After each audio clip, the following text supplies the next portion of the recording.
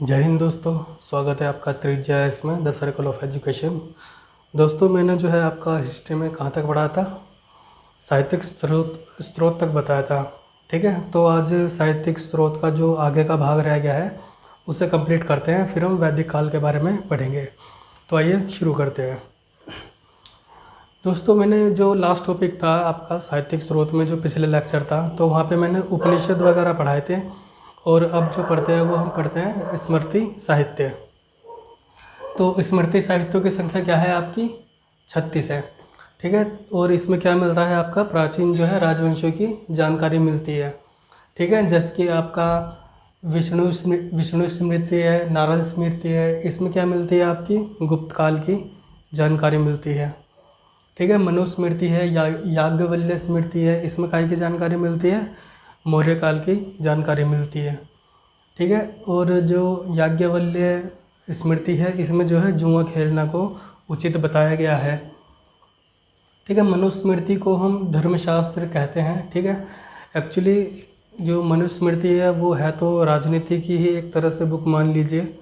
ठीक है, बाकी इसमें जो है ऊंची जाति को वरीयता दी गई है तथा दलित और महिला को निम्न स्थिति दर्शाया गया है।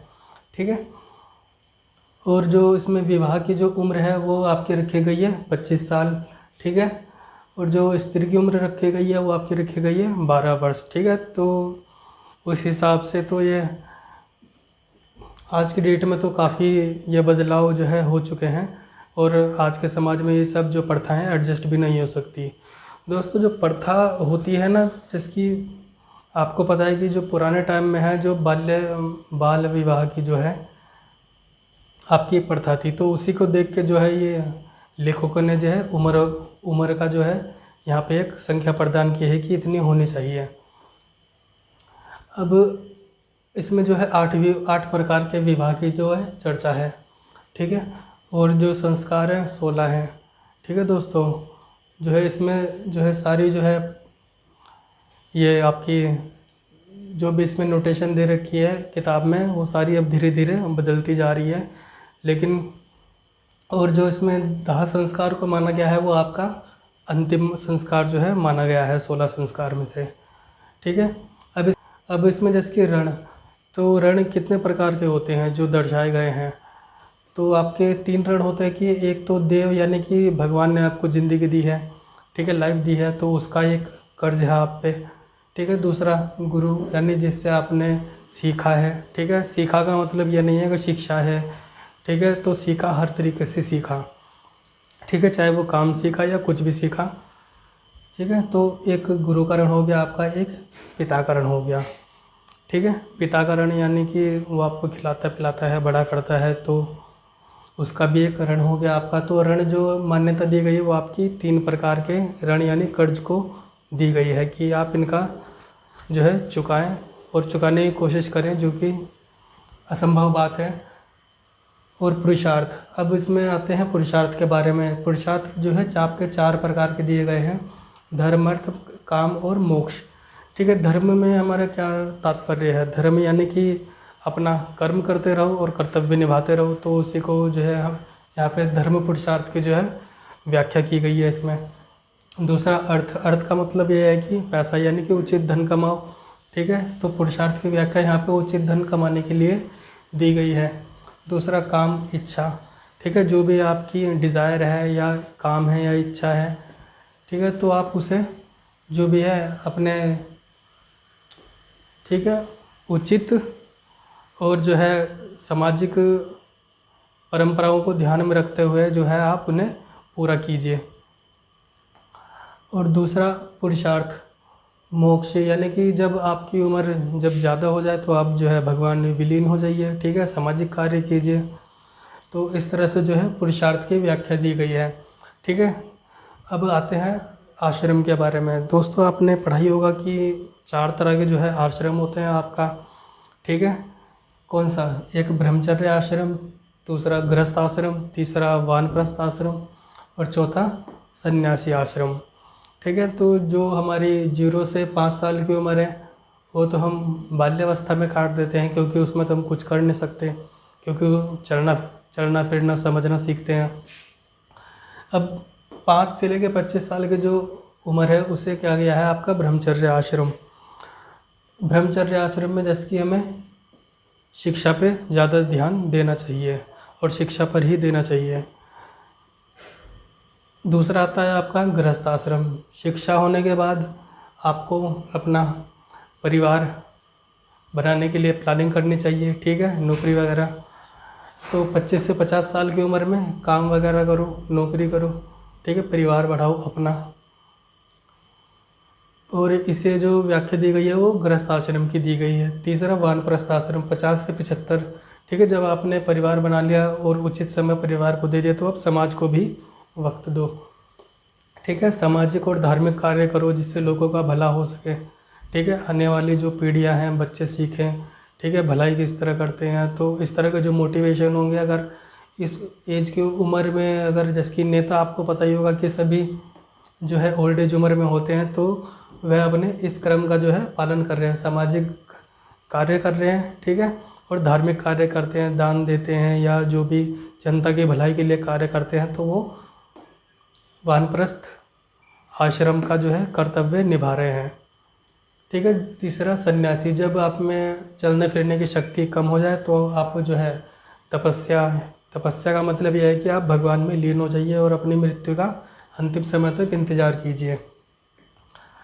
अब महाकाव्य किसे कहते हैं आपका, जो बहुत बड़ी रचना हो गई, जैसे कि महाभारत हो गई, ठीक है, और आपकी ये हो गई रामायण हो गई। तो इस तरह की जो रचना हो गई आपकी, उन्हें क्या कहते हैं, महाकाव्य कहते हैं। अब रामायण किसने लिखी थी आपकी, ये आपकी लिखी थी वाल्मीकि जी ने, महर्षि वाल्मीकि जी ने, ठीक है। इसमें क्या आते हैं 12,000 श्लोक थे, लेकिन जो वर्तमान में इसके में श्लोक हैं आपके कितने हैं, 24,000 हैं, ठीक है। इसे जो है गुप्त काल में पूरा किया गया था। अब आते हैं महाभारत के बारे में। दोस्तों, रामायण में जो इसका प्रत्येक भाग है उसे हम क्या कहते हैं, कांड कहते हैं, यानी कांड से जो है प्रदर्शित किया गया है। और इसका जो सबसे बड़ा कांड है वो कौन सा है आपका, युद्ध कांड, जिसमें, ठीक है। और तीसरा जो सबसे महत्वपूर्ण कांड है सुंदर कांड है आपका, जिसका हम घर में पाठ वगैरह भी करवाते हैं।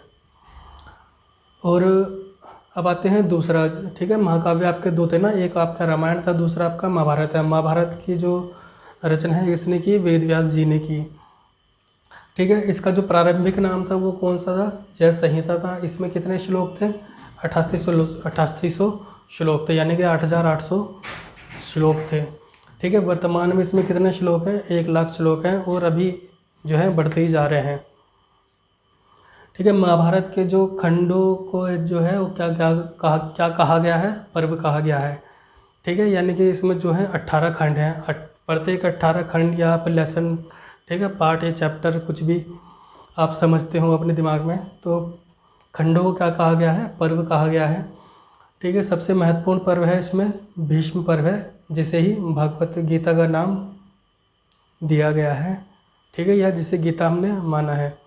और आपको पता ही है भगवत गीता में कृष्ण और भगवान कृष्ण और अर्जुन के आपस में वार्तालाप की सारी चर्चा है कि किस तरह वो उसे युद्ध के बारे में बताते हैं कि युद्ध भूमि में क्या उचित है, क्या अनुचित है, कौन अपना है, कौन पराया है, अपनों पर जो है आक्रमण कब सही है, कब सही नहीं है। तो उस सारी की जो चर्चा है वो किस में है, भगवत गीता में है। अब दोस्तों, ये जो थोड़ा सा ये पढ़ते हैं कि पंचतंत्र के जो आपके जो रचयिता हैं वो कौन है आपके, विष्णु शर्मा है। यानी कि जो एक पंचतंत्र एक काफ़ी जो है फेमस कहानी है, ठीक है। तो आप उसके जो रचयिता हैं आपके कौन है, विष्णु शर्मा। अर्थशास्त्र के जो रचयिता हैं वो कौन है आपके, चाणक्य है। इसमें इन्होंने ये चाणक्य या कौटिल्य, जिन्हें विष्णुगुप्त भी कहते हैं, चंद्रगुप्त मौर्य के जो है एक तरह से सलाहकार मान लीजिए। तो इन्होंने जो अपनी अर्थशास्त्र जो पुस्तक है उसमें जैसे इसमें ये बताया है कि एक नेता या एक राजा को किस तरह से चलना चाहिए, क्या उसकी सुरक्षा के सिक्योरिटी किस तरह से उसे काम करने चाहिए, ठीक है। राजनीति यानी पूरा जो है युद्ध के बारे में जो है उसमें विस्तार से जो है, ठीक है, एक तरह से माइंडसेट किस तरह होना चाहिए एक लीडर का, वो बता रखा है इसमें अर्थशास्त्र में। ठीक है, अभिज्ञान शकुंतलम ये किसकी रचना है आपकी? कालिदास की। मालविका अग्निमित्र ये किसकी रचना है आपकी? ये भी कालिदास की है। और मनुस्मृति जो कि राजनीति से संबंधित पुस्तक है। ठीक है दोस्तों, साहित्यिक स्रोत में हमने क्या पढ़ा था आपका? धार्मिक, गैर धार्मिक। ठीक है, धार्मिक में आपके 3 धर्म आ गए। ठीक है, बौद्ध, जैन, ब्राह्मण। अब ब्राह्मण में हमने क्या पढ़े? वेद पढ़े। वेद आपके 4 हैं, उपवेद 4 हैं, वेदांग 4 हैं, आरण्यक 3 हैं आपके, पुराण आपके 18 है, उपनिषद। ठीक है, मान्यता जो प्राप्त है आपकी 13 को है। स्मृति साहित्य कितने हैं? 36 हैं, यहाँ पे संख्या दर्शाई गई है। महाकाव्य आपके 2 हो गए, रामायण और महाभारत। और ब्राह्मण ग्रंथ आपके 4 हैं। ठीक है दोस्तों, बौद्ध धर्म में मैंने आपको बताया था कि ये जो पाली भाषा में है। ठीक है, ललित विस्तार में आपकी जीवनी है, जातक में आपकी महात्मा बुद्ध की जो है 200 कहानियों का वर्णन है, पीटक आपके 3 है। ठीक है, बौद्ध धर्म की ये आपकी सबसे पवित्र पुस्तक है, जिसमें सुत्त पिटक हैं, विनय पिटक हैं, अधम्म पिटक हैं। ठीक है, अंगुत्तर निकाय हैं आपके। जैन धर्म की हमने जो है चर्चा की थी। इसमें 12 अंग हैं। ठीक है, 12 उपांग हैं। ठीक है, कल्प सूत्र है, अधरांग सूत्र है, भगवती सूत्र है, मूल सूत्र है। ठीक है दोस्तों, तो ये आपका साहित्यिक स्रोत है आपका कंप्लीट हो गया है। और जैसे कि हम पढ़ते हैं कि मुस्लिम में क्या करते हैं, उनकी पवित्र पुस्तक कौन सी है? कुरान। ठीक है, पुराण किसकी है? ब्राह्मण ग्रंथ। ठीक है, आदि पुराण किसके हैं? जैन ग्रंथ। ठीक है, पिटक किसके हैं? बौद्ध ग्रंथ। और ईसाई किसके हैं? ये बाइबल।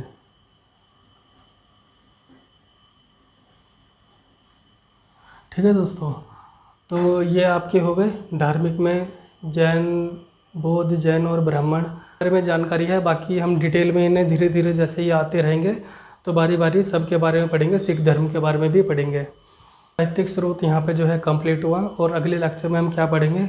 वैदिक काल के बारे में पढ़ेंगे, उसे जो है शुरू करेंगे। ठीक है दोस्तों, मिलते हैं फिर नेक्स्ट लेक्चर में। जय हिंद।